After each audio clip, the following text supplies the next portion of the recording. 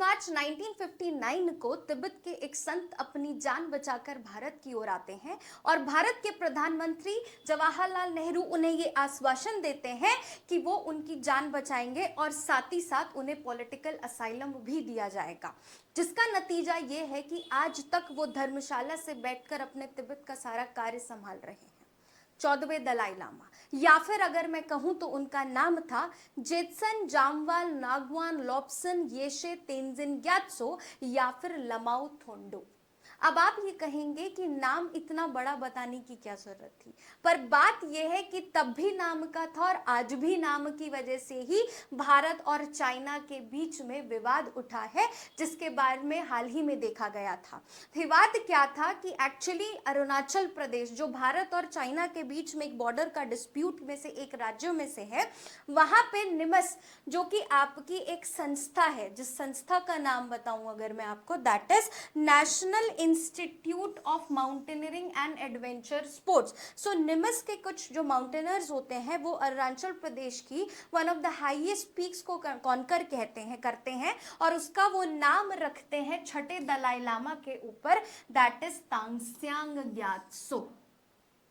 और इसी नाम पर आपका विवाद करता है चाइना। क्यों? क्योंकि ग्यात्सो जो नाम है वो आपका 14वें दलाई लामा का भी नाम है, दैट इज आपका तेंजिन ग्यात्सो। यहीं से सारी कहानी शुरू होती है और यहीं से भारत और चाइना बहुत अग्रेसिवली भारत को ये कहता है कि आपने जो ये किया है वो बहुत गलत है, इसके कॉन्सिक्वेंसेस फिर वही हो सकते हैं जो 1962 में इंडिया चाइना के बीच में वॉर हुआ था। क्यों? क्योंकि 1962 के इंडिया चाइना वॉर के बीच में एक कारण आपके दलाई लामा भी थे, जिनकी वजह से चाइना को दिक्कत थी और वॉर लाइक सिचुएशन हुई थी और वॉर आपका क्रिएट करने में एक रीजन ये भी था। अब इसी न्यूज को हम आगे देखते हुए देखेंगे कि बेसिकली ये फीचर क्या है, और होप सो मुझे आपको ये पता ही होगा कि Dalai Lama is not a name, Dalai Lama is basically a post. जैसे कि हम हिंदुओं में ब्राह्मण होते हैं, मुस्लिमों में मौलवी होते हैं, उसी तरीके से दलाई लामा बुद्धिज्म में माने जाते हैं, जो तिब्बत में एक पोस्ट होती है जिसको वो दलाई लामा कहते हैं। लेकिन जो छठवें दलाई लामा थे, थोड़े से उनके बारे में इंफॉर्मेशन भी देख लेते हैं। जो आपके छठवें दलाई लामा थे वो भी भारत से ही उनका कनेक्शन था। वो भी माने जाते हैं कि भारत के ही उस टाइम के अरुणाचल के जो डिस्ट्रिक्ट में आपका तवांग डिस्ट्रिक्ट के आसपास ही उनका जन्म हुआ था और उन्होंने मोनपा ट्राइब जो है उनको बहुत बड़ा कंट्रीब्यूशन या मोनपा कम्युनिटी को उनके डेवलपमेंट में बहुत ज़्यादा हेल्प की थी।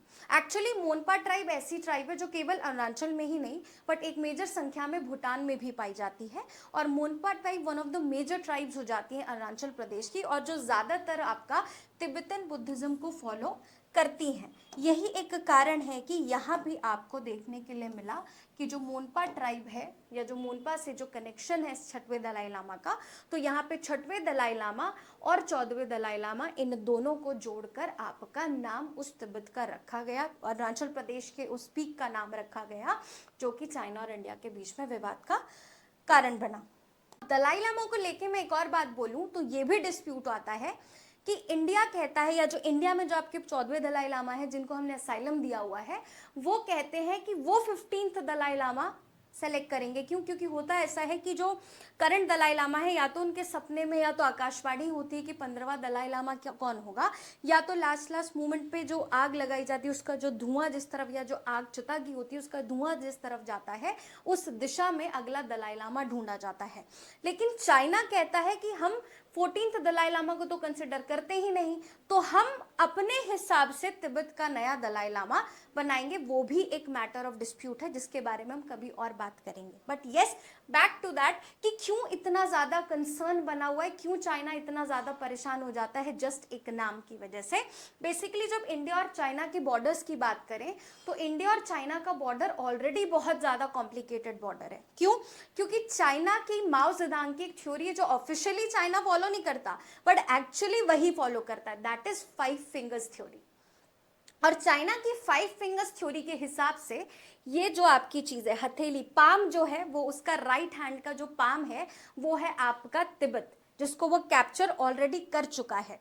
देन उसकी एक फिंगर, मतलब जिसको कैप्चर करना चाहता है अपनी 5 फिंगर थ्योरी के हिसाब से, एक है आपका लद्दाख, सेकंड है आपका नेपाल, देन है आपका सिक्किम, देन है आपका भूटान एंड देन है आपका अरुणाचल प्रदेश। तो अगर चाइना की माना जाए तो नेपाल भी उसका, लद्दाख का कुछ हिस्सा भी उसका, सिक्किम भी उसका, भूटान भी उसका और अरुणाचल भी उसका। और यही डिस्प्यूट है, क्यों? क्योंकि लगभग इंडिया जो है चाइना से इंडिया लगभग जो है आपका 3488 kilometres of the border share करता है, जिसमें आपका जम्मू कश्मीर, हिमाचल प्रदेश, उत्तराखंड, सिक्किम और अरुणाचल प्रदेश जैसे राज्य आते हैं। और आप देखिएगा कि लगभग जम्मू कश्मीर का कुछ हद तक घोघरा रीजन जो लद्दाख का है उस पर चाइना साइचन वाले एरिया पे ऑलरेडी लगभग कैप्चर कर चुका है। अरुणाचल प्रदेश में अच्छा खासा कैप्चर वो कर चुका है, वो पीछे जाने के लिए तैयार नहीं है। और आपका जो है एक मेजर जो डिस्प्यूटेड एरियाज है, हिमाचल में भी आप डिस्प्यूट देखेंगे, अलग अलग एरियाज में उसके साथ डिस्प्यूट ऑलरेडी चल रहा है। पता नहीं चाइना को क्या प्रॉब्लम है, उसको हर एक रीजन अपना चाहिए। तो आप देखेंगे कि चाइना की हर डायरेक्शन में आपको कोई ना कोई उसका किसी ना किसी कंट्री के साथ लैंड एट सी डिस्प्यूट देखने के लिए मिलेगा ही मिलेगा। चलिए खैर, अब आगे देखते हैं। जो आपको अरुणाचल और चाइना के बीच में जो लाइन डिवाइड करती है उसको आप कहते हैं मैकमोहन लाइन। और ये मैकमोहन लाइन बनाई गई थी आपके शिमला कन्वेक्शन के साथ, जो कि आपका 1914 में कन्वेक्शन साइन हुआ था। और उसमें ये डिसाइड किया गया कि जो अरुणाचल प्रदेश और इंडिया को जो बॉर्डर को जो लाइन जो सेग्रीगेट करेगी, दैट इज मैकमोहन लाइन। हालांकि जितनी भी ब्रिटिशर्स के साथ अग्रीमेंट साइन किए गए थे टेरिटरी को लेके, चाइना किसी के साथ क्लेम नहीं करता। क्यों? क्योंकि चाइना कहता है वो तब की बात थी, हमने कभी ब्रिटिशर्स को कंसिडर किया ही नहीं, तो हम उनकी पॉलिसीज या हम उनके एग्रीमेंट्स को क्यों माने। यही बात है कि चाइना अपनी मनमानी कर लेता है, क्योंकि हम लोग तो कहीं ना कहीं ब्रिटिशर्स के एग्रीमेंट्स को ही फॉलो कर रहे हैं, लेकिन चाइना उस पूरे अग्रीमेंट को काउंटर करता है। लेकिन अब यही तो एक प्रॉब्लम है, अब अरुणाचल प्रदेश को हम छोड़ भी नहीं सकते। क्यों? और हमारी टेरिटरी हम क्यों दें?